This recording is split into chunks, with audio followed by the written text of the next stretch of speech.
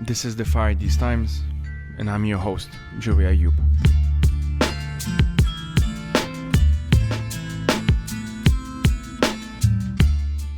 In this third season, we will be exploring internationalist solidarity, prefigurative politics, solarpunk, and how to tackle some of the most pressing challenges of our times. Each episode will be on one or more of these topics. But before getting into today's topic, I wanted to quickly tell you that you can support this podcast for as little as $2 or $5 a month on patreon.com/firethesetimes. That is patreon.com/firethesetimes. If you cannot donate, you can still support by sharing it with your friends and families and leaving a review wherever you listen to podcasts. This helps it get more exposure and introduce it to more folks. That's it from me today. I hope you enjoyed this episode. My name is Molly Hagan. I'm a writer and a journalist, and I specialize in writing about prisons, specifically New York State prisons. Hey, my name is Morgan Godvin. I am an engagement editor at JSTOR Daily, assigned to the American Prison Newspapers collection, which means I sort of occupy the intersection of prisons and history. So I found out about both of your work and Morgan's story through Molly's piece, which I think I'm going to kind of steal the title for this episode. But The Meaning of Time and the Hourglass. Can we just start with that? Like, Molly, can you tell us a bit about the piece, about the hourglass? Like, what is that paper? Why is it kind of significant? What stood out for you? That sort of thing. And and then I guess we can talk about also Morgan, your past, your history, your stories, and how that relates to sort of the main theme that we want to discuss throughout this episode, which is like the meaning of time in prison and what prisons tell us, I guess, about modern society, to keep it a bit broad. Yeah. So as Morgan was saying, I heard about the American prisons, the newsletter database on JSTOR. I heard about it on Twitter and was very interested in, what was in there. So when I started looking at newspapers, I really didn't come in with a specific idea of what I wanted to write about. I was attracted to the newsletter, The Hourglass, right away for a couple of reasons. One, it was from a women's prison. And there are more in the database right now. There are more male prisons than women's prisons. So that right away was a lot. Point of interest. Yes. Yeah. And also that it was so old. I was really intrigued. It's from I think the first issue was 1935. There are only 3 issues.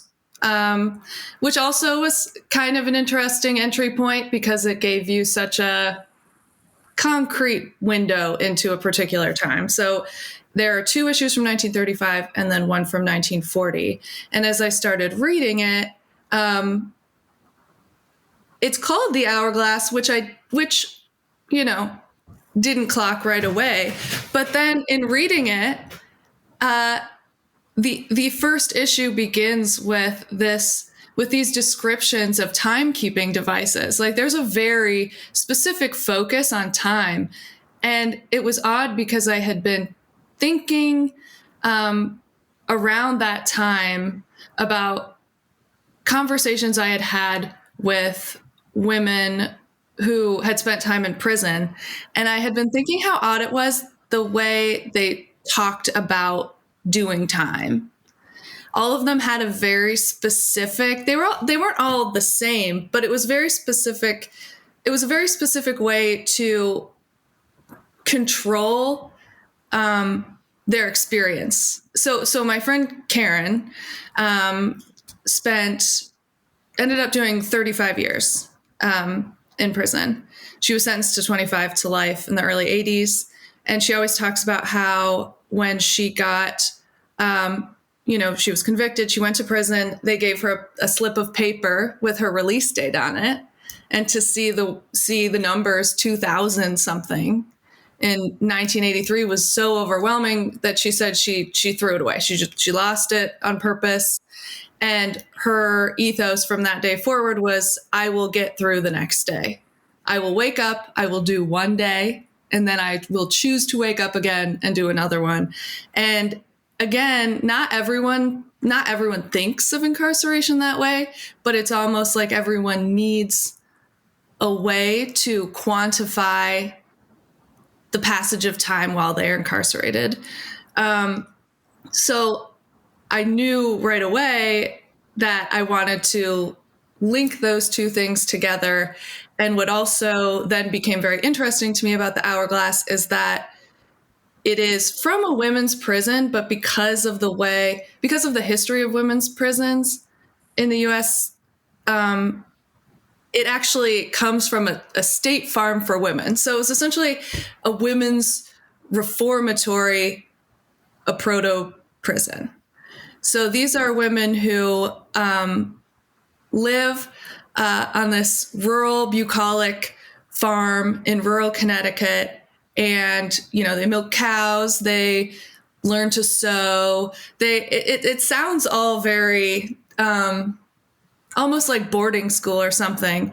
But in reading the newsletters, you can see how much it is, in fact, a prison and that every aspect of their lives are controlled and that the way they experience their day-to-day life is similar to the way women in, a maximum security prison today would characterize their time.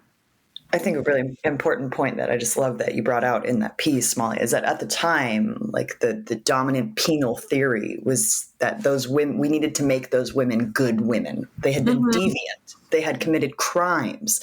So no, we didn't put them in the same type of institution that we were putting men at the time. This is like Depression era. But they put them into this like, oh, you're going to learn to sew and you're going to learn this. But it wasn't out of some generosity. Like, we want to improve prison conditions. It was like, no, fit better in your gender role. Confined to your gender role. Yeah, it's like you didn't learn to do this correctly. And even some of the women in their essays, you see them kind of absorb those lessons and internalize them. And they say things like, I'm not going to go back to my life where I was doing all of the bad things. I am going to get a job, marry, learn to cook. I will be a good woman. Even during my time in prison, I would, because we're offered like so little programming outside of the chapel. Our chapel was just convicted of our chaplain was just convicted of sex abuse, I might add. But anyway, so we had like no real rehabilitation, but all these like chapel classes. And so for a lot of women, especially lower resourced women, if they wanted to like work on self-improvement, the only thing available to them was doing that through the chapel, which therefore was Christianity by and large, save some Nation of Islam traces. There was some Islam, but mostly, especially like white or Latinx women, they're going to be doing these very Christian classes and then start to sort of like internalize that notion of deviance that we saw in the 1930s. Like, oh, the whole reason I ended up in prison is because I wasn't a good wife. I didn't just marry and pop out children. Like, that is why I'm in prison. And therefore, to reform myself, and then you would just see them start to internalize and then reflect that and like project it onto other people. Like, that is the notion of post-prison success, is getting out, getting married, being a good wife and mother.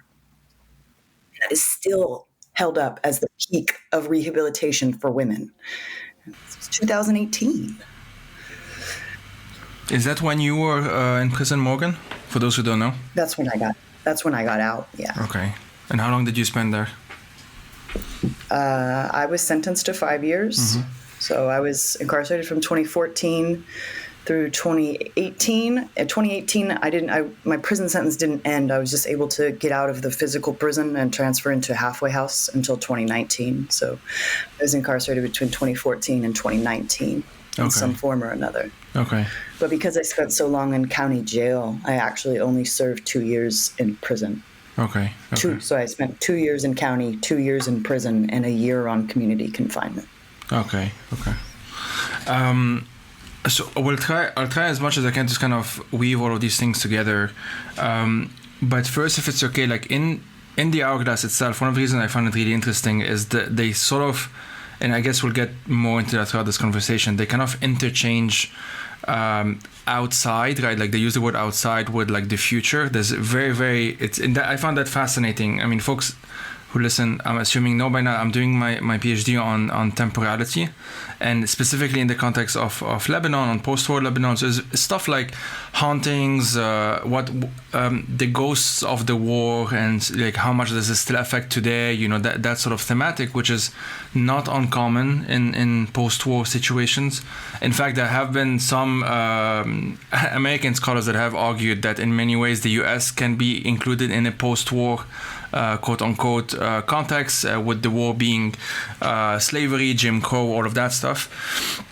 So there's lots of parallels, I think, and I'm going to try as much as I can to link what you will talk about in the context of the US with my own, not my own experience, but the stuff that I have read in the context of Lebanon and more importantly, Syria as well.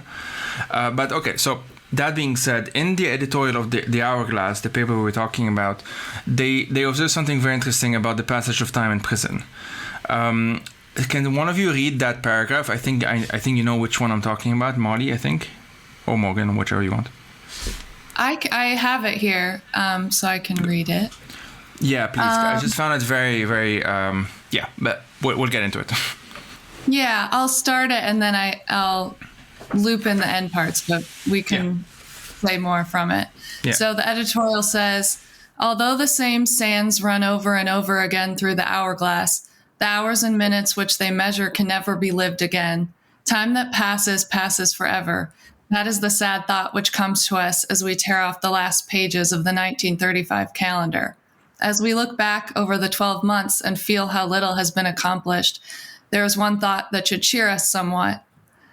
And they go on to say in this context that the thought is, well, if you look hour by hour, some of them were good. Basically, is what they're saying. That if you distill time down to its smallest measurement, you can see transformation and change. So it goes on to say, if in the sum total we have made the most of the good hours, we have grown stronger and better able to meet the other kind. Life is made up of this constant change and struggle, and the best we can do is try to measure our growth by the feeling of strength we have to face the new year, whatever it brings of joy or sorrow. And then they quote this poem that says, we live in deeds, not years, in thoughts, not breaths, in feelings, not in figures on a dial. We should count time by heart throbs. He most lives, who thinks most, feels the noblest, acts the best. Is it like, so also an emphasis on goodness too, of like, enjoy your hours, but be good, you know? Yeah, basically. And the first sentence, like, we live in deeds, not years, despite the obvious moralistic angle that you just mentioned, is also like, I don't know, like trying to transcend time in a way that is not possible, obviously, given that they are incarcerated. It's almost like an attempt to do so and realizing that, well, one can't, essentially, or at least that's been my interpretation, could be wrong. But yeah, I don't know, some reflections more on that, if that's okay, because maybe it's just me, and I am a curious person, but I just found that very fascinating.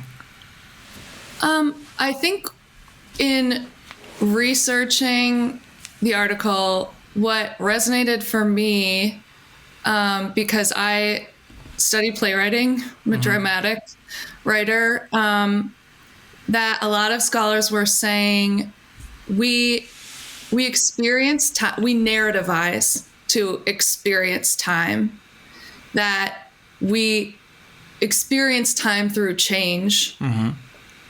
And because of the controlled, on purpose, unchanging nature of prison, you don't have that. You're essentially in time out.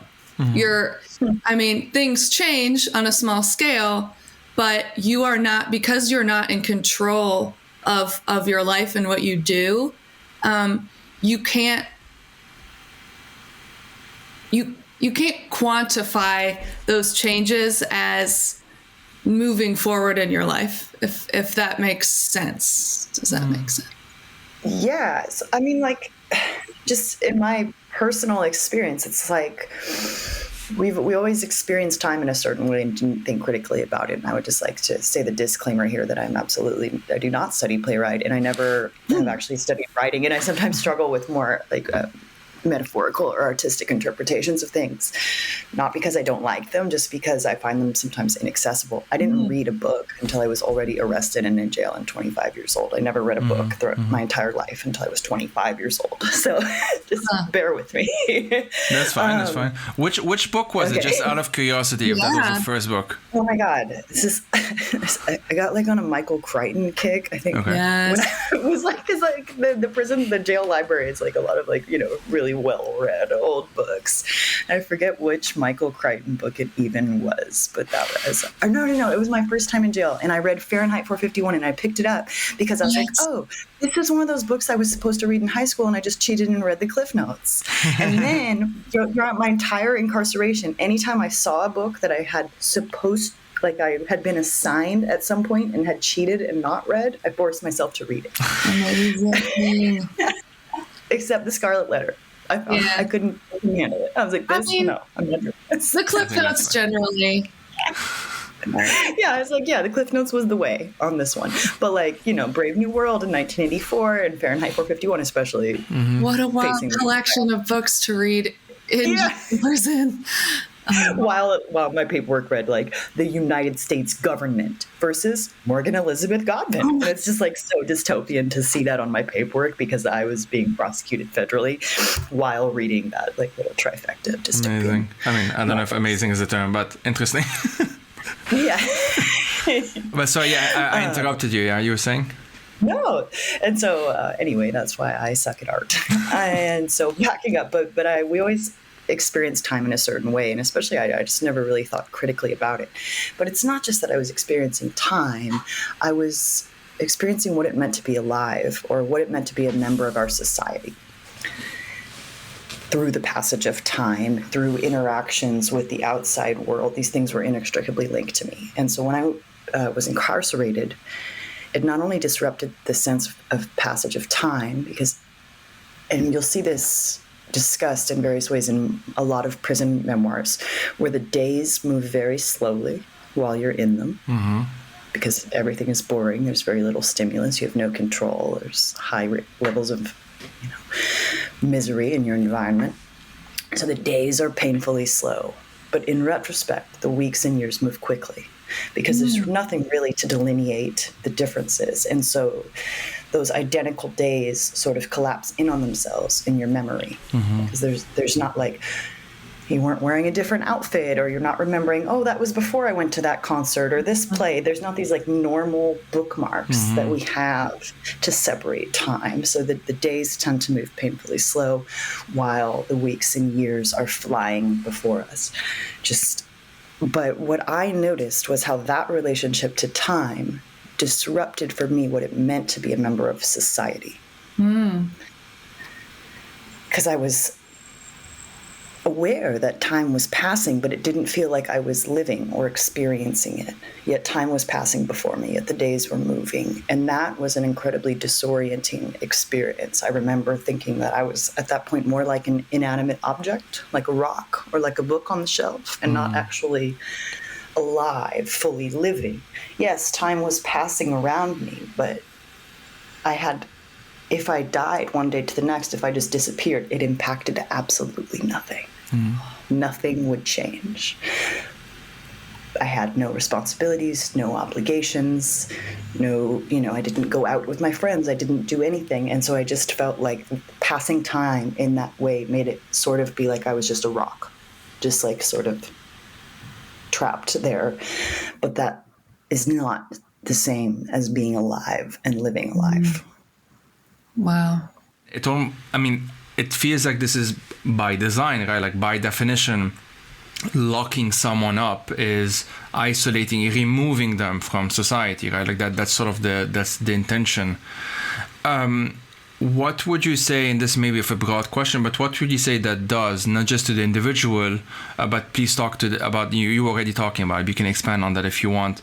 But what does that do to society? What does that say about society, if that makes sense? Okay. Yeah. So, I mean, the prison walls work both ways, right?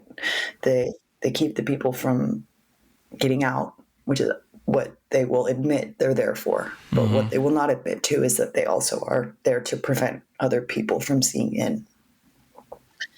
And the permeability of the prison walls has reduced precipitously in decades. Like we used to be able to visitation. It was easier to go in and do things, and parole and volunteering. People could furlough and do day release for college, and there was more permeability. But now, ever since like the tough on crime era, it's like the iron curtain of prison walls, right? Like nobody's getting out, nobody's looking in, and that's one of the reasons prisons feel so threatened by cell phones. They want to claim security threat. They want over and over. But we've been able to see videos of, fires in people's cells and sewage floods, and seeing pictures of what they're actually trying to pass off as meals for grown men. And the prisons are horrified by that because people aren't supposed to see in.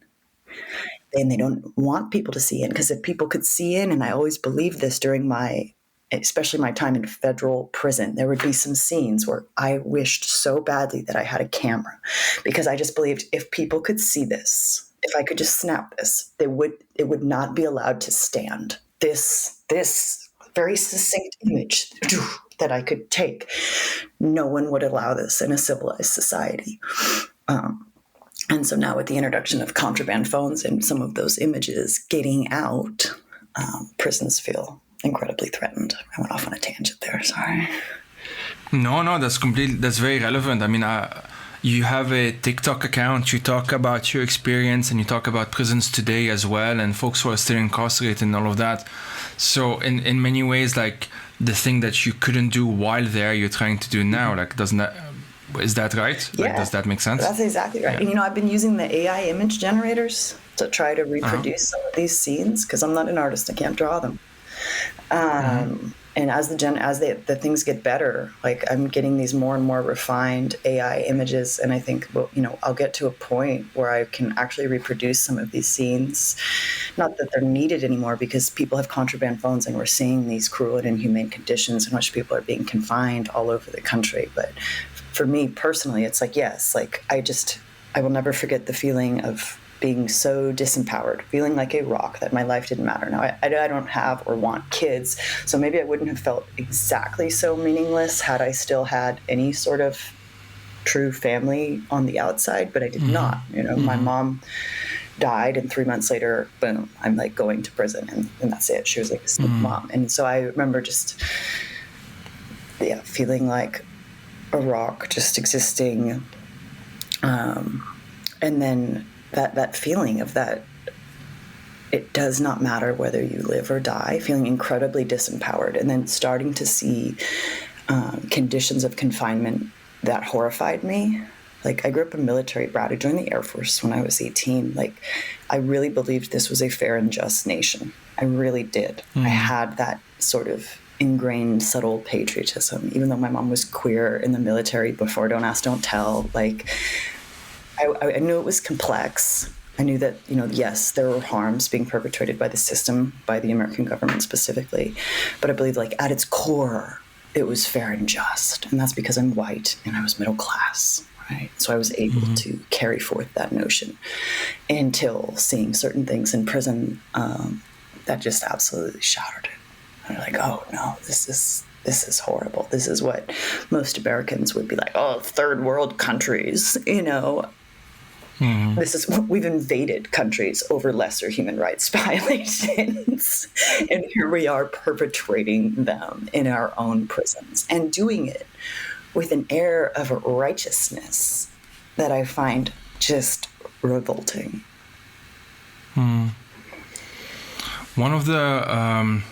I forgot in which piece it was, so please correct me if I get it wrong, but a criminologist who is quoted in one of the pieces that one of you wrote, J.C. Olson, suggested that like instead even of incarceration, that folks should be put in a quote-unquote punitive coma. And the reason why I'm bringing that up, okay, it's horrible, and folks, I'm sure listening to this would agree to this, but I found it also very revealing, right? Like it's almost like the next logical step. If the entire point is to, just lock people up and to essentially pause their lives, or to whatever that logic, the logic of punishment, it almost feels like the next logical step, because that logic can't go anywhere else. The only way to go from there is either to double down, triple down, and whatnot, or to essentially go back and start talking about reform and abolition and all of that stuff. And obviously the system itself and the folks who, perpetrate that system, especially in the context of the US, which has like a for-profit incentive, obviously, they can't think that way, because that's like asking them to go against their business model, essentially, if that makes sense. Talk to us a bit about that logic, if that's okay, Molly and Morgan. Yeah. I when I found that, I was deeply intrigued. So basically, this guy is proposing, it is a Swiftian proposal in that it is not serious. It is a thought experiment. But he's saying, what if instead of putting people in prison and doing what we're doing, we take a person, like a prisoner, and we inject them with a special chemical that just puts them in a coma for the duration of their sentence. And then when their sentence is over, we'll wake them up and they can come back. And basically what it is, what's really interesting to me about it is it's not saying this is the clear next step of cruelty. It's saying this is actually less cruel than what we do. This is actually would be less cruel than the experience, the day-to-day horror of having your life taken out of your hands. It would be less cruel to not know it was happening. And I had a point about this. Oh, I was going to say, I think relating it to the Hourglass and the women at this reformatory, that it's the conditions Morgan is talking about are horrible, but I also think inevitable to the system of a prison, the whole concept of incarceration. So you have these women at this reformatory and everyone's like, oh, they're happy, they're doing all these great things. No, they're experiencing the loss of their life in the same way, even if the conditions are marginally better. It's almost like the prison itself is the confinement itself is the cruelty. Yeah, I think that's super interesting because we've been doing these like prison TikTok meetups, and I subjectively experienced my prison experience as pretty bad. There were definitely, I could see, especially hearing comparisons from some other state systems, I could see where we had benefits and where we had negatives in the particular set of circumstances that we were inhabiting at that federal prison. But talking to a woman who did 11 years in a Texas state prison has been completely eye-opening, because there's just absolutely no way for me to hear her experiences and not be able to say they were objectively worse by a wide margin. Like that the conditions of the Texas prison were so horrible, such material deprivation, such cruelty on behalf of guards, such oppressive sort of like rule enforcement, arbitrary cruelty. The food was terrible. So I'm like, okay, yes, your experience was objectively worse. And I can like say that intellectually, but it does not change my subjective perception that even though the prison I was at looked like a community college and was built in the 1970s, and we had like some trees and some parks, and we could have sex pretty liberally, and they weren't super oppressive about some rules, it was absolutely horrible for me, because all I have is my subjective experience, and all I can compare my life to is previous versions of my own life. I can't actually say, oh, well, the people in Texas state prisons have it worse, so I should appreciate these. The fact that I can lift weights and have a weight pile. No, that's not how it works. And I think people and criminal justice people, and I mean not with any bad intention, but they try to make a hierarchy of like, well, look what we're doing here. This is better. But the truth is, that's why I am wary of reforms. I mean, I say that with the caveat of I want the conditions for people currently in prison to be humane and better. But I'm wary of reforms because the nature of confinement and incarceration is just a spiral to hell. I mean, it's you can't. I mean, again, it's the whole. If this is the logic of it, we start from that logic, it can only get worse because if to give sort of or to kind of approach it from a different perspective, I do think there is a difficulty. A lot of the folks or most of the folks even who describe themselves as harsh and like they think people should pay their crimes and all of that stuff, they tend usually not to know anyone who's actually inside. They tend not to know of how things got worse, in the sense that if the logic of the system is fair, why are the prisons worse now than they were 20 years ago? Like, what has changed? Humans are still humans. It's the logic itself has to basically be adaptable. It works. This is what we have now. The prisons are what they are now, and we need to justify them, and therefore we're going to create a number of different arguments to justify them retroactively. That at the end of the day, it's almost impossible for most folks to imagine a world without prisons. It becomes something that like, well, we have them, we need to have them, otherwise what will you do with X, Y, and Z? And it ends up the X, Y, and Z end up becoming these hypotheticals that actually obviously impact real human beings, but the disconnect is always there. And so that's the thought I was sort of had. Like, there is a prison culture, a carceral culture, as abolitionists would call it. It's part of it. It's a worldwide phenomenon, obviously. But the U.S. has specifically since the 80s and 90s, I think, we've seen the privatization, all of those different trends that have just compounded the problem. And I have some numbers here actually, just for listeners who may not know. I didn't know the extent of it. I knew it was like on a different scale than most countries, but I didn't know that it was like that. Like, this is numbers from the Sentencing Project. Like in 1994, 2,099 people were sentenced to 50 plus years / life sentences out of 775,624 incarcerated people. And today that number is 200,000 sentenced to 50 plus years out of 1.4 million. Yeah, serving their sentence. Sentence this year. I just want to clarify. Okay. Thanks. I mean, this was just what I found on that website. But like, the only comment I had when I read this is that this is just barbaric. Like, that was just it can't, even within the logic. And here I'm kind of trying to understand how that logic perpetuates itself. I certainly don't agree with it. But even within that logic of, well, prisons have to exist because what would you do with X, Y, and Z? That sort of catch-all assumption about society, it should still one should still conclude that the way things are done now are not okay. And that's the only way, that's the only, how do I say this? Like, that's the only reason I would entertain the logic of reform, because I tend to be in the advocacy world, and I tend to be around activists, and sometimes they just have to find whatever practical way there are to just make things less hellish than they currently are. So I definitely don't personally identify. I consider myself an abolitionist when it comes to prisons.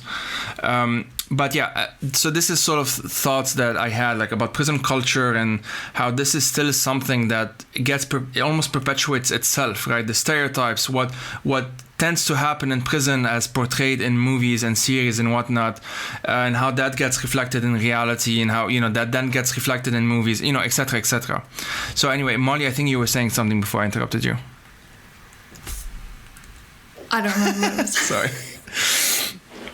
But I was going to say one aspect of the punitive coma thing was that he kind of forwards this thought experiment saying, that right now we don't have a coherent argument for why prisons exist. Essentially, we can't decide if they're for rehabilitation or for punishment. And if they're for punishment, like how much punishment? I mean, just ever devolving. And then even just when you see these extraordinarily long sentences, they're totally divorced from reality. That even just this idea of like this crime coincides with this number of years of your life, it makes no sense. None of this makes any sense. And yet we just keep doubling down on just something that doesn't even have a structure of thought behind it, I feel like. But Morgan, I feel like in the United States, because our justice is mostly administered by counties. So we have about 3,000 counties in the United States. And your sentence for the same crime on one side of a county boundary line or the other can be dramatically different depending on who the district attorney for the county is. So you'll see people in the same state, Ohio and Pennsylvania are my favorite examples because of how they treat drug-induced homicide, which is what I went to prison for. Like some counties in Ohio and Pennsylvania will give you 20 or 25 years for using drugs with your friend if they then later overdose and die. Like, so the criminal intent here is nil. Like, no one intended for anyone to be harmed in any way. But a lot of counties in Ohio and Pennsylvania outside of the large cities will charge you for drug-induced homicide. And it's a charge akin to murder. It's so like you're charging someone with murder because their friend texted them and said, "Man, I'm dope sick. Can you please sell me a gram?" And they were like, "Yeah, okay, come get it." And then they sold them a gram. This is exactly what I went to prison for. Sold them a gram. So acquiesced with the request that their friend initiated. That friend then goes home and overdoses and dies, and we're charging these people with murder. And so then I get all these emails in my inbox from these people's moms and wives, because it's mostly men who make up the justice system, saying like, "I see that you've been charged with this. Well, what do you mean they're going to give him 20 years? Like, but if we were in, I don't know, Cleveland, maybe. I don't see cases coming out of Cleveland, so I'm just going to use Cleveland as an example. Like, what do you mean they're going to give him 20 years? If we were in Cleveland, like, this wouldn't have happened. Like, no one would have been prosecuted for this accidental overdose. It would have been chalked up to an accident. But because we're a county or two over from Cleveland, my husband's going to do 20 years. I'm going to have to raise my children by myself. And it's just so arbitrary. Our system is so fractured. So there's no logical coherency within the system, right? Like this crime correlates to this amount of years or how much punishment. And then between these different, so our justice systems are disparate. So there's no like horizontal logical coherency. There's no vertical logical coherency. It's just a bunch of random shit shaken up and thrown out and called justice, except there is no justice to be found. And all of that complexity on top of the fact that the situation you're talking about are things that in our society we could address, specifically overdose, these social issues that affect us all in different ways. We could address them without prison, or making them a crime. I mean, it's just very, I feel, I mean, maybe Morgan would have an opinion on this, but the explosion of the prison population just really speaks to the extremity of the social, unaddressed social problems we have here. Speak on that a little bit because I had an epiphany yesterday in the shower. That's where I did my best thinking. I realized, and Joy, I would love your take on this too, from a little bit more international perspective. But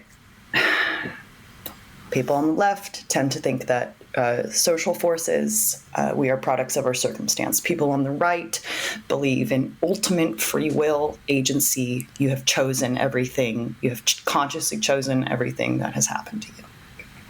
Though that's like the standard left-right divide. Well, where does America fall? Obviously, we're far on the right, where we believe, and we are the meritocracy. Everyone here has gotten what they deserved. You are the product of your choices, not your circumstances. And because of that sort of mindset, we really struggle to recognize social forces in any way. We're very recalcitrant to any type of welfare or social programs. This also produces our punitiveness because we refuse to take into account someone's social context that may have really deeply ingrained poverty, multi-generational trauma, things of that nature. And so it allows us to reach for these punitive measures when some other countries would maybe look at someone's holistic context and not do that. We even do that to children. We'll give 15, 16-year-olds 20 years in prison in adult court, mandatory waiver to adult court, at least in Oregon. And that's just seen as normal here. But what it really boils down to for me is what I'm seeing is public health, social welfare, all of these things where we're looking at the population level interventions are really hard to get political will for in this country because we have such a belief in individual choice and agency and bootstraps mentality. Incarceration at its core is an individual level intervention. And we do it over and over and over and think that somehow it will affect our population level ills. Okay, so whether that's drug overdose or elevated rates of homicide or property crime, all these things have social structural roots. And we absolutely ignore it. And we say this is a whole bunch of people who coincidentally, especially in certain neighborhoods, have all chosen to make bad decisions with their free will that they definitely remain intact. And so then we're going to punish all of these individuals. Punishment at its core is just an individual level intervention. And because of that, it can never get to the core of population level ills. And so until we recognize that and start implementing programs that affect these population level root causes of crime. And my favorite quote, I think it was Carl Menninger, psychiatrist, criminologist guy who did a lot about prisons. Because if you prevent crime, you prevent not only the crime itself, but the need to punish for it. And he was convinced towards the end of his life and career that we don't actually want to get rid of crime as a society, that we need it as a spectacle because we know exactly what it would take to actually prevent crime. And we choose to not do those things. In fact, we do things that are often counterproductive and can produce crime in society while still saying these are like public safety measures. And so he became convinced that as a society, this is our version of like watching, like the Roman gladiators, like watching brutality. Like we need this level of spectacle. We need like our mob. We need to satiate this vengeful internal thing. Yeah, make them hurt, make them suffer. And then so we go for these external hosts to project that brutality onto. And that's why we maintain the prison system that we do. Yeah. I mean, please.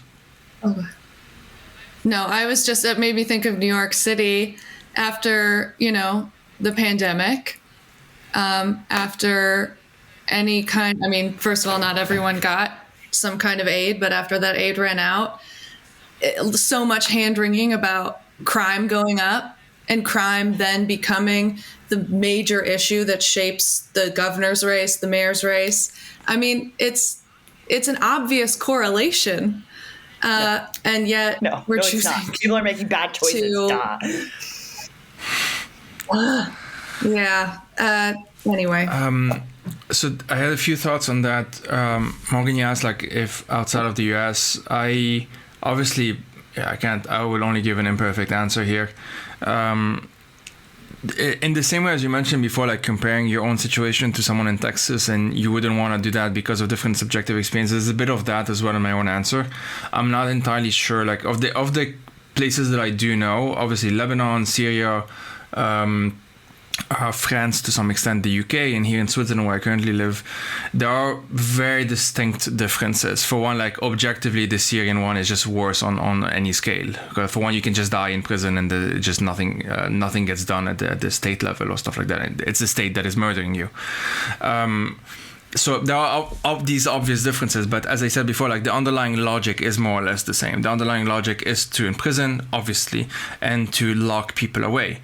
In Lebanon, I happen to have grown up next to what I think is the country's most notorious prison. I'm putting notorious in quotation here, it's called Rumi. It's like 5 minutes away from where I grew up, and that's where they and the stories I remember, I think, are very indicative, because I know that most of these are not true. Since then I grew up, I did my research and whatnot, but growing up it was like, this is where they keep their jihadi extremists, this is where they keep the terrorists, this is where they keep their the torturers, all of that stuff. And in fact, most of the folks who were there, or at least I don't know if it's 50+%, but a good chunk of the people who were there and who are still there have no charges brought against them. They're just there on suspicion, and they're there indefinitely, and many of them stay there for years and years and years until something happened politically, and maybe there's some kind of amnesty or whatnot, and that's basically what happens. In the case of Rumi, as far as I can remember, the last update I had is that many of those folks have been there for like a decade. They kind of been swept up in the logic of the war on terror, which has been exported to Lebanon. Lebanon has done it as well, and so on and so forth. So in many ways, like what you might call like the American model has kind of been exported in many ways, and then has been internalized in some some context. They've maybe doubled down, made it worse. I know Nigeria has a huge problem when it comes to prisons. So it's like, it's not just like, oh, it started in the US and it's been exported. It's more like the logic of that system, especially the for-profit model, which is, I'm not sure if it's unique to the US, but it kind of exploded in the US, is something that when we make these comparisons, quote unquote, objectively, it kind of feels like the US is really one of the worst places when it comes to prisons. So that, all of that being said, even in contexts like my own right now in Switzerland, it's very racialized. It's highly racialized. In France, I think it's pretty notorious, or at least it's kind of more well known outside of Europe at the very least, that a good chunk of the people who are in prison tend to be from what's called the banlieue, which is like a suburb, but an impoverished suburb. And so these the class differences, the gender differences, the race differences, the legality, your status, all of that stuff are very, like, they are as bad, if you want to put it that way, in contexts like France especially.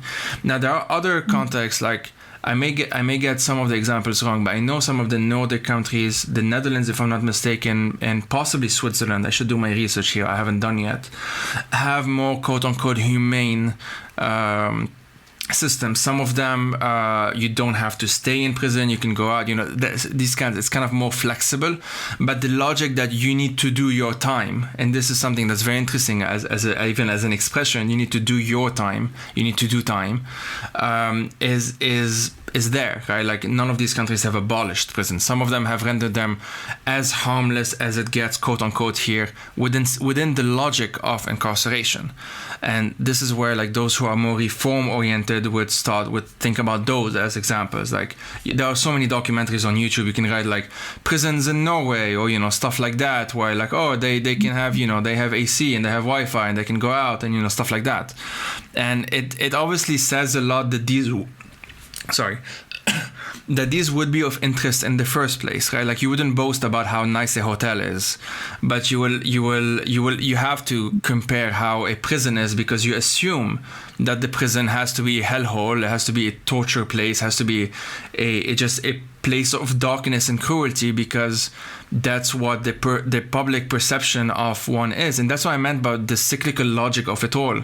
I grew up in Lebanon being much more familiar with the idea of American prisons than I was with the idea of Lebanese prisons, or Syrian prisons for that matter. And Lebanon was under Syrian and Israeli occupation, I should add.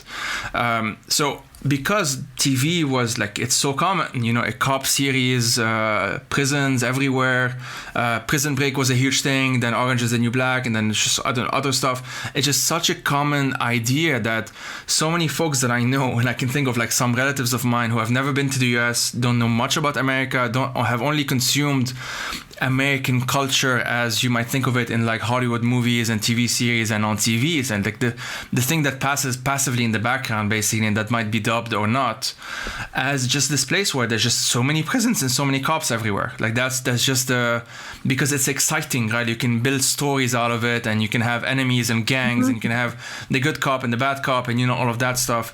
And it ends up becoming, as you said before, like it's a spectacle. And I think we can at least make the argument that spectacle now is completely hegemonic. Like it dominates any idea, any how do you say this? It precedes any kind of discussion that one may have on prisons. Prisoners are rarely talked to. Obviously, they're talked about, but they're rarely talked to, and they're talked about in these terms that kind of feel fantastic, in the sense that kind of feel fictional, right? Like this is not a fact-based situation we're talking about, because as you said, like the both of you said, we sort of like the literature is pretty good as of now. We sort of know what works more or less, what doesn't work, that sort of thing. A reasonable course of action would be, let's try the stuff that work and let's avoid the stuff that don't work. But clearly that's not the point, right? Like that's not the logic of it. So yeah, those are my thoughts. I didn't realize that we had such carceral cultural dominance worldwide. Like I know. Studied especially the drug war. That's where, and especially Latin America. So I've like lived and worked and studied in Latin America, and I could see very clearly how we exported the war on drugs, specifically like Peru, Colombia, Brazil, which has taken it up a notch with their police violence. But to hear you say that in Lebanon, we also exported the war on terror and that sort of level of paranoid thinking and punishment and making them hurt and just allowing a grain of suspicion to be the justification to incarcerate someone indefinitely, a la Guantanamo. I mean, I understand that we're a big country, right? I think, right, with 330 million people or whatever, with the highest incarceration rate in the world. So that does mean worldwide we are producing the most amount of people who have been incarcerated in the world. So some of that is like the logical extension of that is, we're going to get more books and media and shows about incarceration because we simply have so many people here. Probably something upwards of 20 million human beings here who have experienced incarceration. So of course, that is going to percolate into our media products. But I never really thought about that and how that would be perceived and consumed from an international perspective. That is so horrifying that is what people know. Yeah, cops, guns, and prisons. Woo! Homeland, baby. When I mean, again, there's obviously several layers of this, right? But especially if you're sitting in front of TV and you're watching American shows, and that's like a lot of them, if not most of them, right? I mean, not everywhere, but in good chunks of the world, either dubbed or not, they tend to, like, it's like the lower common denominator, right? Like it's the same. You don't have to create that complicated types of stories, for the most part it's just shooting and running after, and it's an adrenaline and whatnot. And it's very fictionalized. That the thing that really shocked me at some point, I remember this very well, was discovering that there are shows in the US that where it's like someone is in debt or someone is in some kind of situation and can't pay back or whatnot, and so they kind of basically break down their homes and they break into their homes, and arrest them and all of that stuff. And it's portrayed in a very again in a dramatic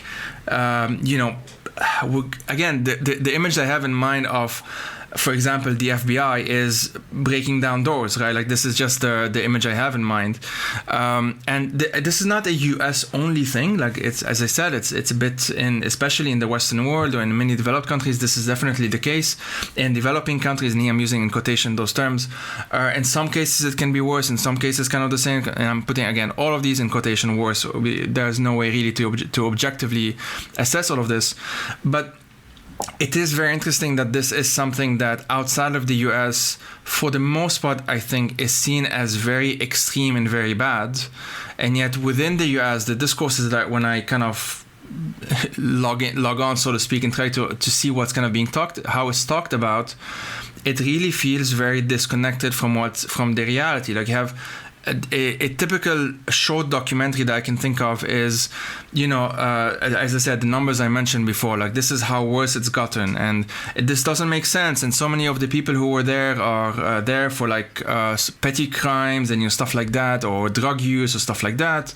And obviously it's racialized. Like, I think this almost everyone in the world knows how racialized it is in the US.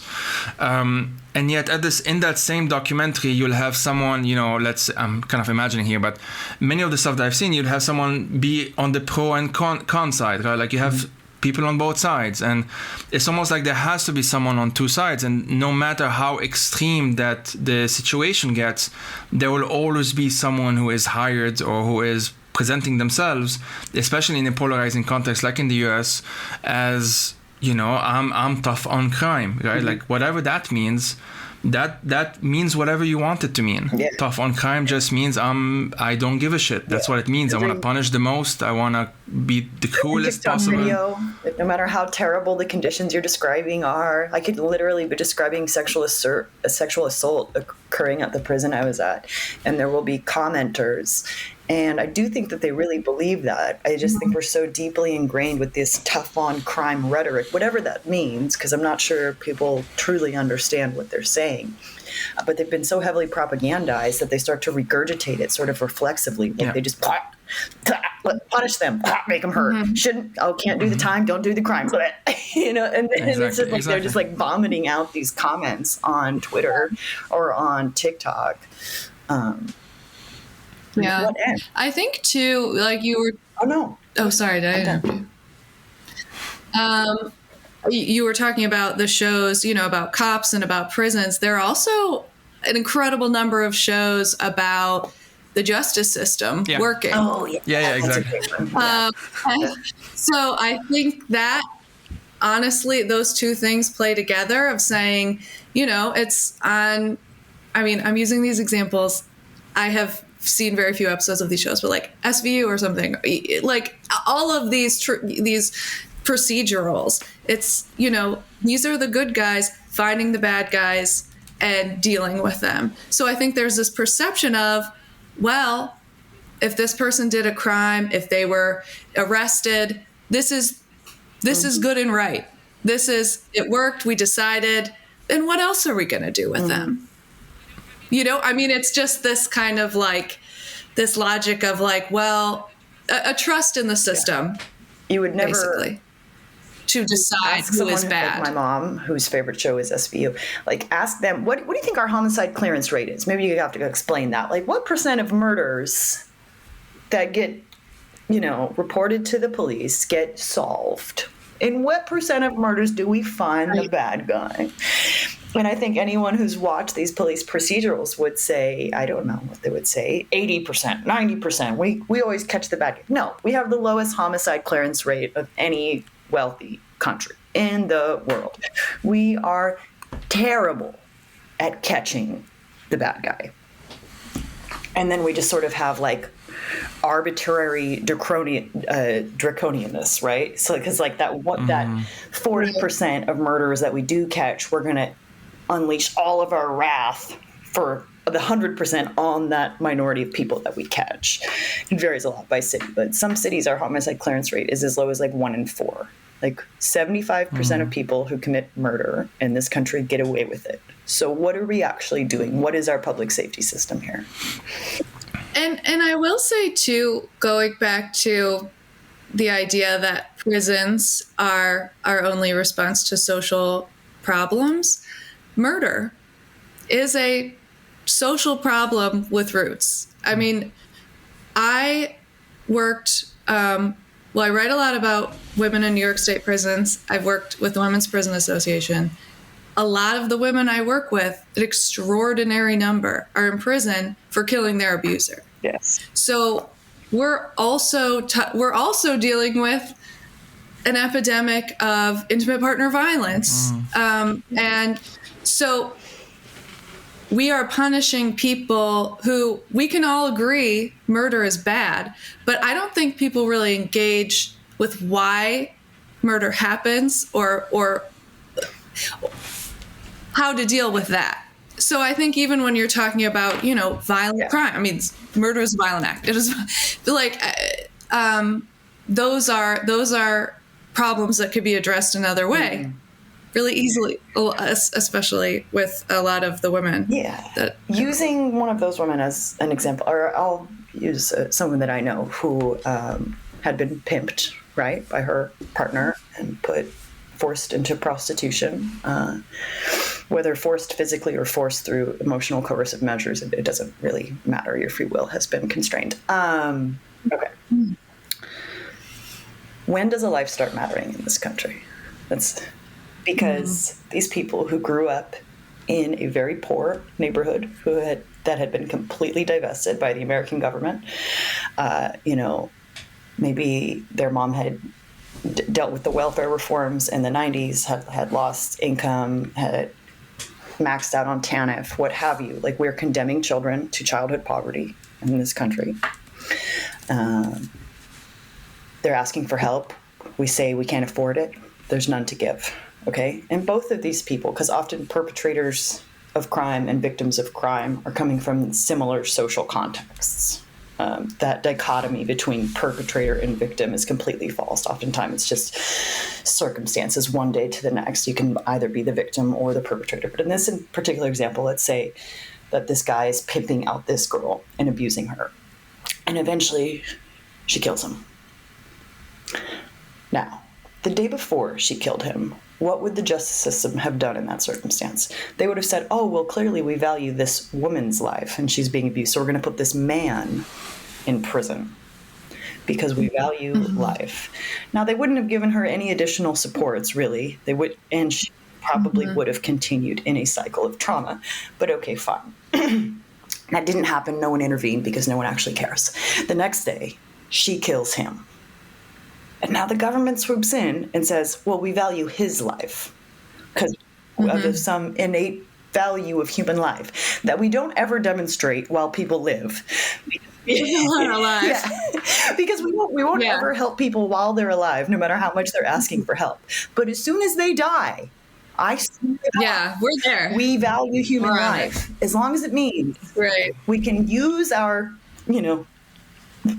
virtue signaling of this value of human life to cage another human being, especially if we can give him decades or life. My friend Justin, who I sold a gram of heroin to that overdosed and died, he was literally nothing but a criminal to them. There's just mugshot after mugshot after mugshot after mugshot after mugshot. When he died, the only thing in his wallet was his Clackamas County jail ID. He was never a victim to them. He was a criminal.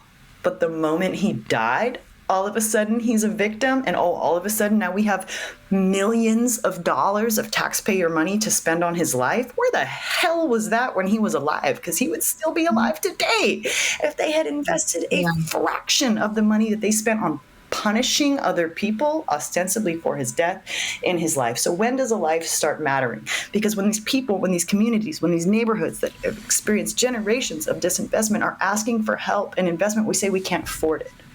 But the moment a life is lost or a crime is committed, we can unlock a nearly unlimited pool of money as long as it means we're incarcerating them. What is that logic? I was thinking of, so when I listen to US podcasts, like American podcasts, I get very... I don't get the ads that Americans get, right, because of my location. So I usually get ads for other podcasts. And a very popular thing that has been kind of repeated recently is a True Crime Plus on iHeartRadio or something like that. And I was thinking about this a lot because I'm on the Signal group. I was actually putting up the message while you were talking, Morgan, because I said, like, one day I will have the mental space to explore why Americans are so into true crime stuff, because it's sort of an American phenomenon in many ways. The genre as in itself. In the same way as like courtroom drama, courthouse drama, like that's also a very American thing, at least in my imagination. But so a friend Rebecca replied, like, it's the centrality of concepts of justice as vengeance, innocence and guilt in our popular culture, quote unquote. And then I actually wrote down, let me find it quickly. Yep. So this is like a paraphrase from that ad for iHeart Plus or True Crime Plus or whatever it is.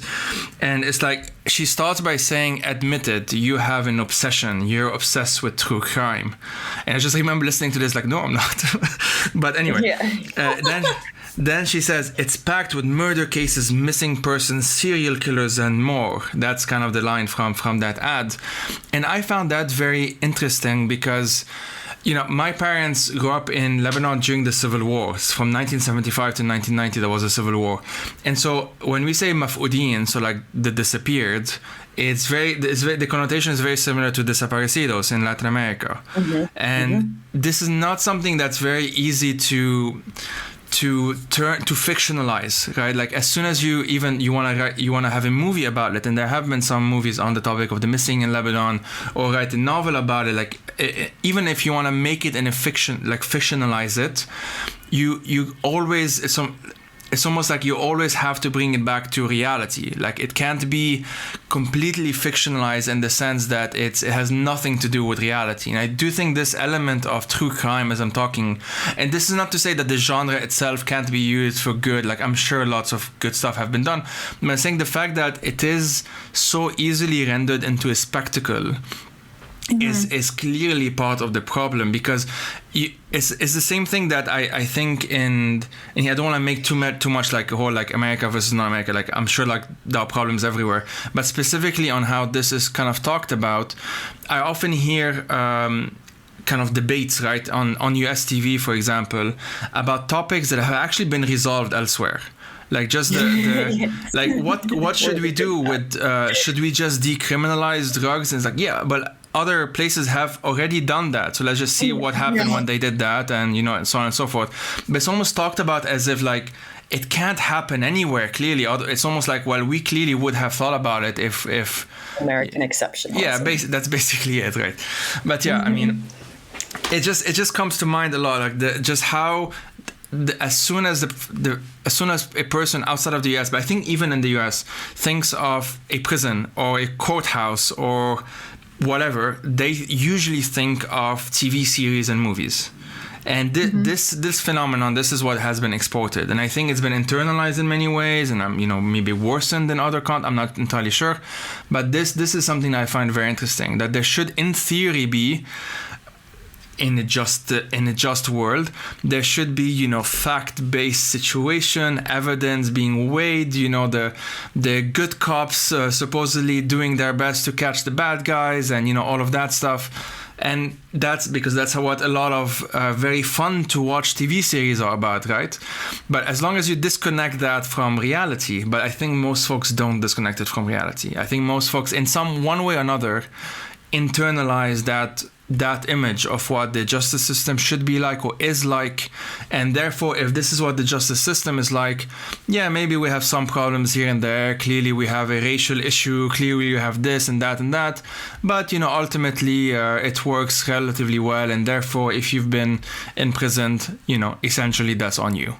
And that logic, as we said kind of at the beginning of this conversation, is a self-fulfilling one, and it's self-actualizing one, it's a cyclical one, it works on its own energy, right? Like it doesn't have to be accountable to anything else. It's the distribution of who's getting incarcerated. Yeah. Most Black Americans would not have these preconceived notions about prisons because the degrees of separation are diminished. They have either experienced incarceration or someone close to them has. That's about it. That's one degree of separation, perhaps, maybe two, if we're getting into like a higher class or lower incarceration state. White people. So in like Black communities, incarceration is a tangible experience that has really happened to other people around you. So you cannot fictionalize it. You cannot render it a spectacle. It is a real thing that occurs, and you know it. It is a thing that occurs and continues to occur in very racially disparate ways. What you said about it being racialized, I would say that like maybe half of the white people in America would disagree with that. They would say, well, yes, if you look at who's in our prisons, there's a racial thing here. But I don't know how many times I've had to bat off trolls and commenters that just say, because they commit more crime. Because I literally had a person say, well, it can't be mass incarceration because incarceration is something that happens on an individual scale. So even if that individual act is happening millions of times a year, you can't call it mass incarceration. And I'm just like, oh my God. So, but because of how racially concentrated and how economic, like, it's just so concentrated among people of lower socioeconomic status and Black and brown and indigenous communities. For white, middle class and above America, incarceration remains an abstraction. It remains a thing that happens to those bad people over there because it hasn't happened to them. It hasn't happened to anyone close to them. It may not have even happened to anyone close to any of them. So we're at least 2 degrees of separation, if not more, to the actual experience of incarceration. And when something remains an abstraction, you can project all types of emotional, all your insecurities, all your fears and woes can be projected onto these things and these people that we're calling criminals. But when that's closer to you, when it has happened, when you can feel it in your flesh, you don't project the same level of abstract fears onto it because it's not abstract, it's tangible. And 2, I would say that, I mean, the system is built to disappear those people. Yes. So, I mean, even when you're, I mean, this is just like one tiny part of history, one detail, not the whole story, but after we abolished slavery, people said, well, how will we control Black citizens now? Oh, we can't, you know, do, we can't enslave them, but we can call them criminals and enslave them. It's almost like another identity that you put on a person that is either, I mean, there's just so much scholarship behind us that's why I'm kind of like parsing my words, like how much of the prison system is related to the history of slavery, how much of it is, you know, like racial capitalism. How are these all the same thing? So I just, it's just very frustrating that you can take the people that are extraneous from the population and put them to work and call them criminals, and it's okay. My point. And you, on speaking of like the legacy of slavery and disenfranchisement, I'm going to use Tennessee as an example because I got to meet Pam Moses a few times, who was sentenced to prison for voting when she was technically ineligible. 1 out of 5 Black Tennesseans is forever prohibited from voting. They are not a full citizen of the United States of America because they have a felony conviction. And we are an outlier on the global stage in so many ways, but in the way that we disenfranchise people for criminal convictions.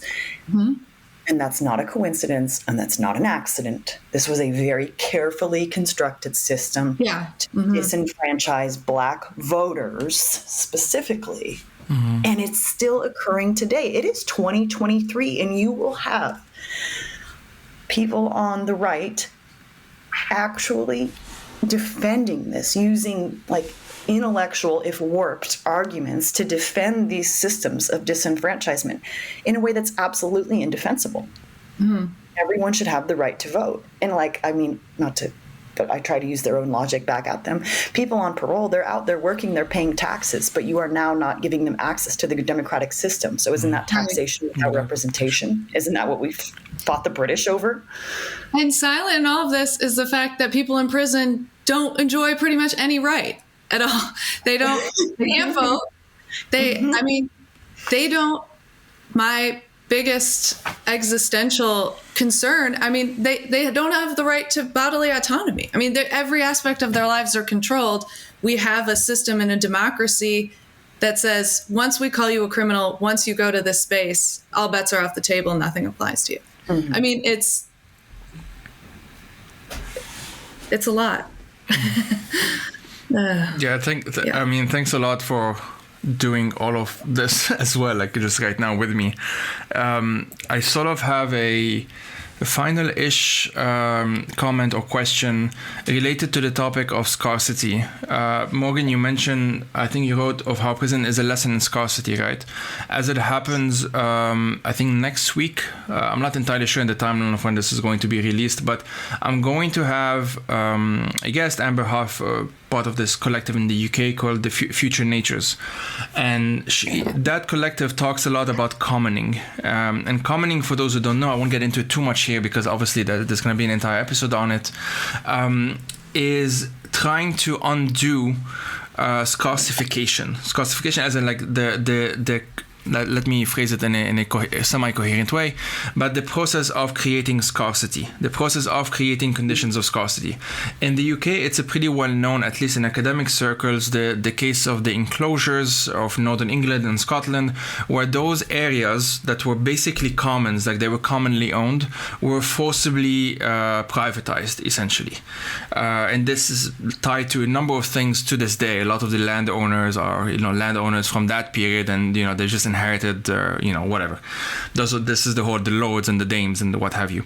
So commoning is sort of a process of trying to undo that and to create something new.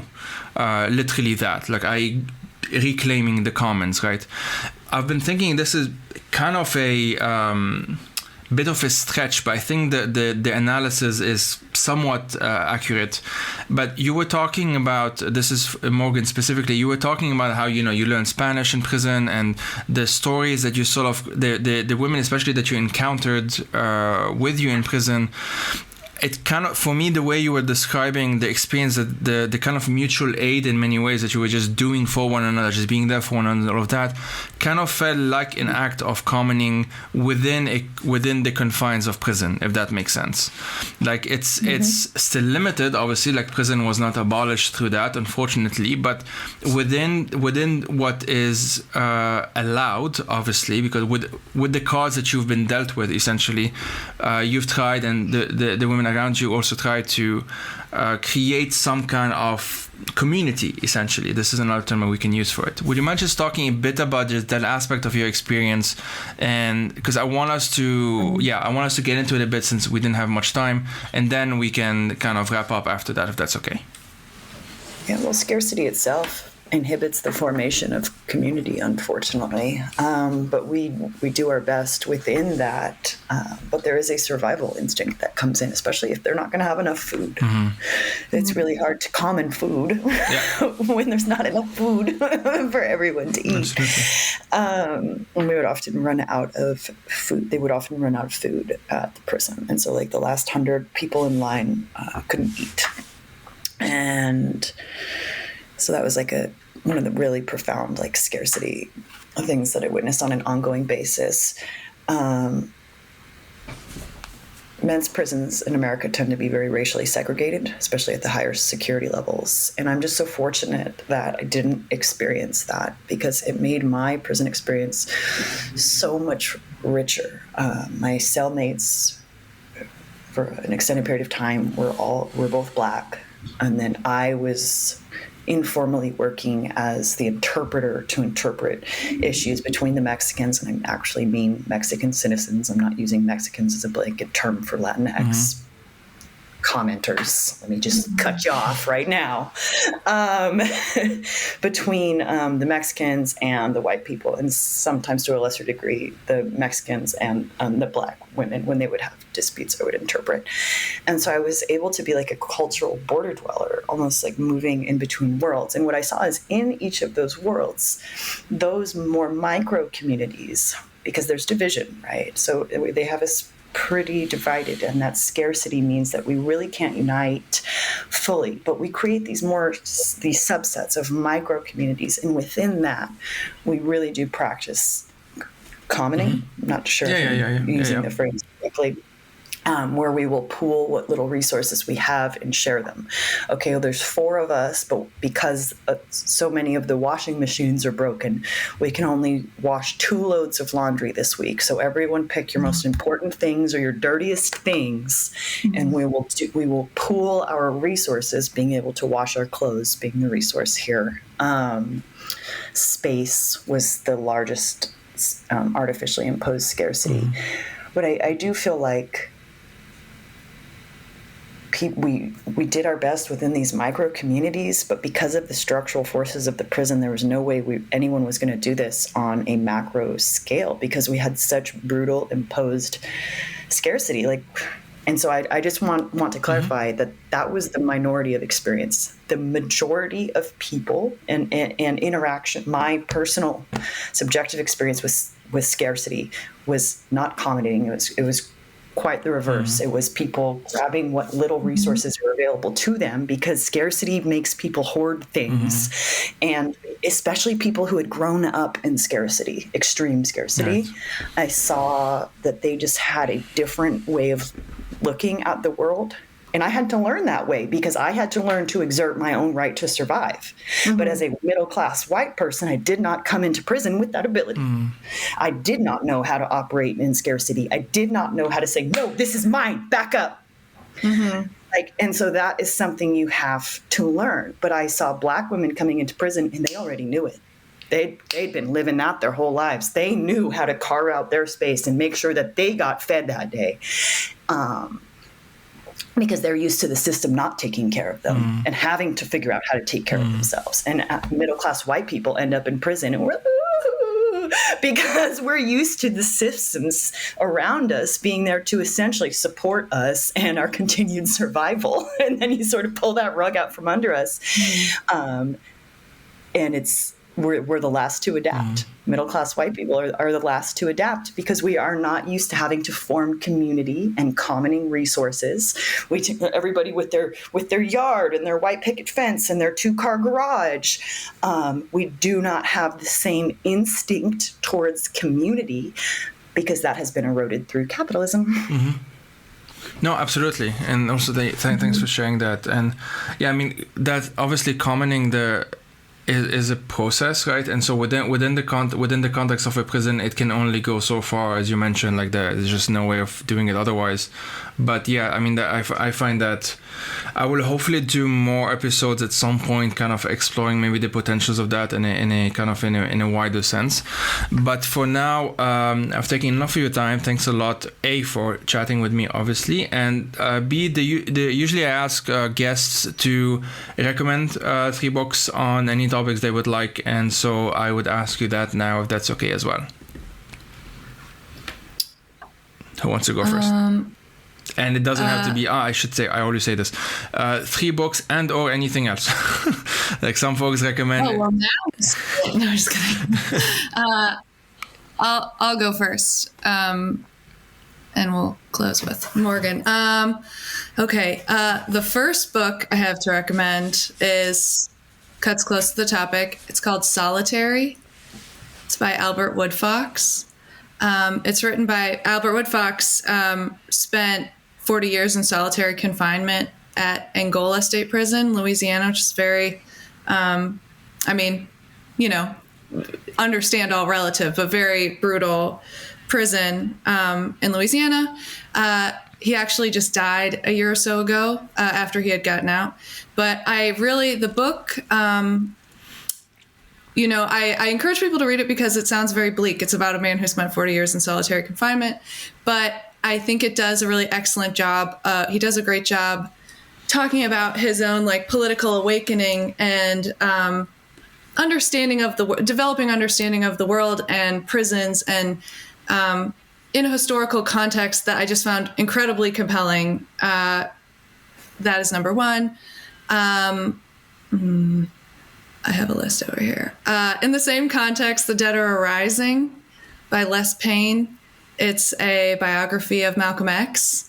I really enjoyed that book as well. I think it really delves into his family history, how he was inspired by the activism of his mother. I think it's really a great companion piece to the autobiography of Malcolm X. There's a lot of stuff in there that illuminates that book. And I want to recommend this, though I do feel a lot of people have read it. Paradise Built in Hell. Have you heard of it? Yes. Rebecca Solnit here. Yeah. What did you say? I haven't heard of it. Oh, okay. Let me tell you. So it's called A Paradise Built in Hell. It's about mutual aid and commoning, essentially. But it's about how people come together after disasters.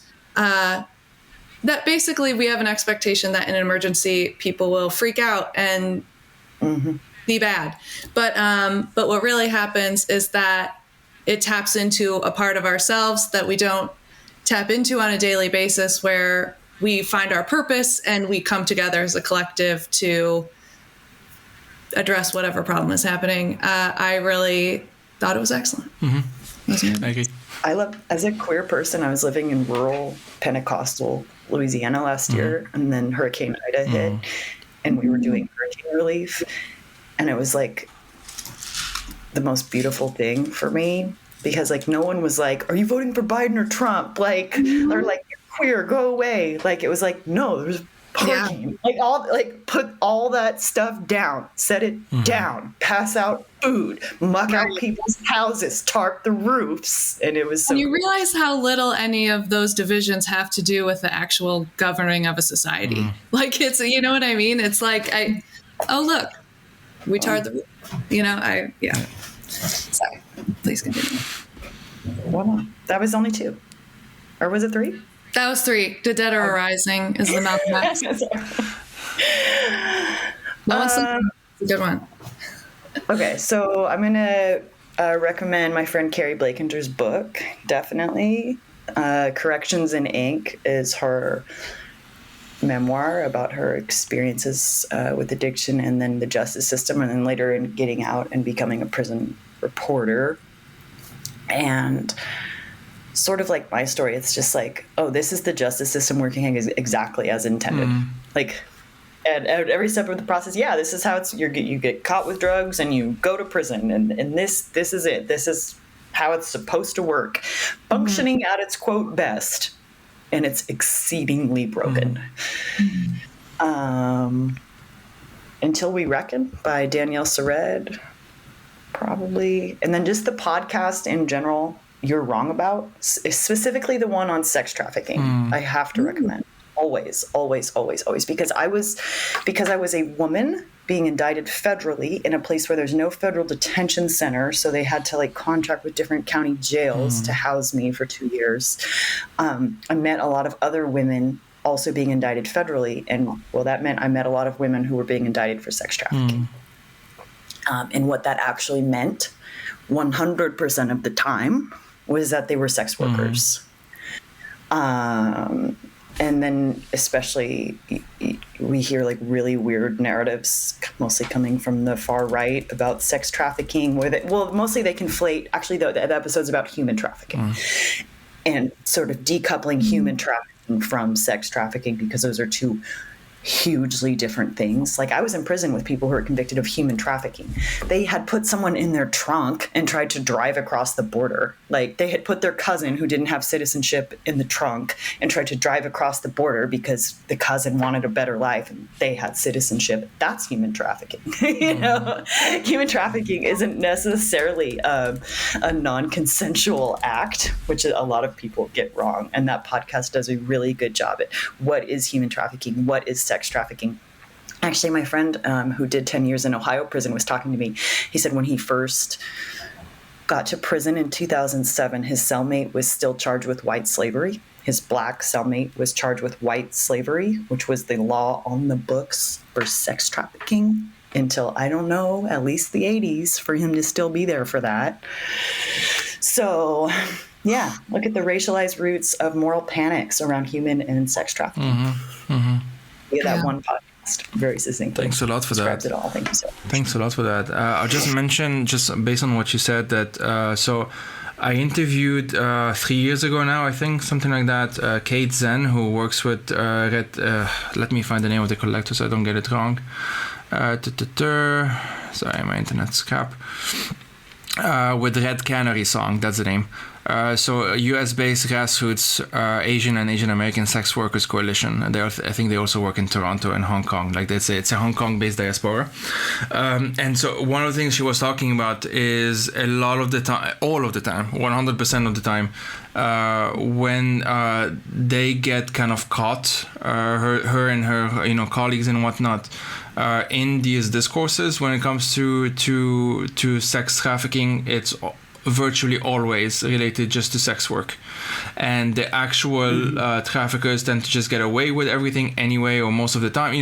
Basically that I would recommend that conversation, obviously. And the other thing, just on prison literature, as I said, this is the second episode that I've done on prisons. I interviewed Sharia Talerani, I think it's 2 years ago now, I'm not entirely sure. Folks can look that up, that podcast up. The book is called Readings in Syrian Prison Literature, The Poetics of Human Rights. And among the many Syrians that she, whose writings she goes through, is Yassin Hashtaleh, who I would consider a friend now. And I'm going to have him on the podcast as well. He's kind of this known dissident who was arrested for a long time and so on. So I just wanted to mention that, because part of what I'm trying to do with these episodes is trying to also link them up in one way or another, so that folks can listen to one and then maybe listen to another if they want to find out more.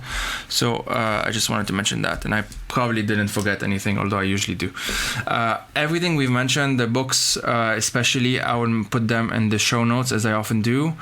And yeah, all that's left for me is to thank the both of you for doing this. This was really informative. Thanks a lot for sharing, the both of you, especially Morgan, of course. And I will send you the link when it's up. Awesome. Thank you. Thank you. Thanks for inviting me on, Molly, and thanks for making this happen with that beautiful. Please, everyone, go read Molly's piece. Maybe by the time this comes out, her second JSTOR Daily piece will be out. My editor just emailed me the edits this morning. I haven't taken a peek. And read the rest of Molly's work. She is a fantastic writer and journalist. Yes. Check out Morgan's TikTok. Read her work, honestly. Thanks a lot. Yes. All right. Okay.